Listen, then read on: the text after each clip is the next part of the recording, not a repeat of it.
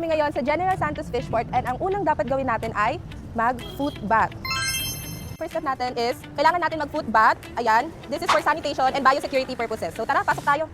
So guys, papakita namin sa inyo kung gaano kalaki yung mga tuna dito sa General Santos. So ayan guys, nakikita nyo ba? Ito ang yellowfin tuna. Sobrang lalaki. Aabot ito ng ilang talampakan. Dito ka makakakita ng mga tuna na kasing laki na ng mga tao. Meron din silang classification na ginagawa sa mga tuna na ibinabagsak dito. Pagkasipay niya, pagkasipay niya, Meron din silang tuna grading na ginagawa kung saan gumagamit ng metal stick para ma-identify ang quality grading ng tuna. Bukod pa sa tuna, nakakita rin kami ng mahi-mahi o tinatawag na pandawan. Ito ang tinatawag nilang pandawan o mahi-mahi. Ito ay tumitimbang ng around 2 kilos.